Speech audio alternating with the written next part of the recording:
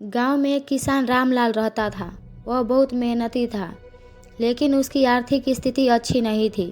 बारिश कम होने की वजह से उसकी फसल अक्सर खराब हो जाती थी, लेकिन उसने कभी हार नहीं मानी। एक दिन गांव में एक साधु आए। रामलाल ने उनका आदर सत्कार किया और अपनी परेशानियां बताई। साधु ने मुस्कुराते हुए कहा, धैर्य और मेहनत का फल हमेशा मीठा होता है, बस सही दिशा में प्रयास करते रहो। यह कहकर साधु ने उसे एक आम का बीज दिया और कहा, इसे लगाओ और रोज इसकी देखभाल करो। यह तुम्हें सफलता का सही मार्ग दिखाएगा। रामलाल ने बीज को अपने खेत में लगाया और उसकी पूरी लगन से देखभाल करने लगा। वह रोज उसे पानी देता और खरपतवार हटाता, उसकी रक्षा करता।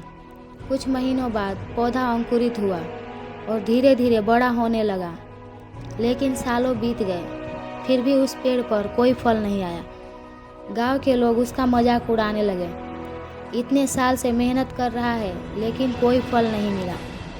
रामलाल निराश तो हुआ, लेकिन उसने कभी हार नहीं मानी और अपनी देखभाल जारी रखी। 8वें साल में अचानक पेड़ में आम आने लगे। वह खुश हुआ और समझ गया कि उसकी मेहनत व्यर्थ नहीं गई।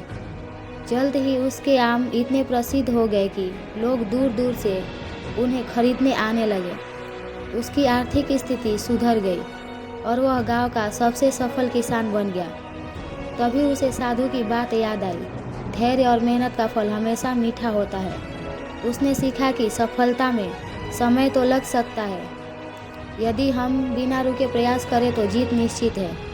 इस कहानी से हमें यह सीख मिलती है कि जीवन में सफलता एक दिन में नहीं मिलती। हमें धैर्य और मेहनत के साथ आगे बढ़ते रहना चाहिए, क्योंकि सही समय आने पर हमारी मेहनत जरूर रंग लाती है।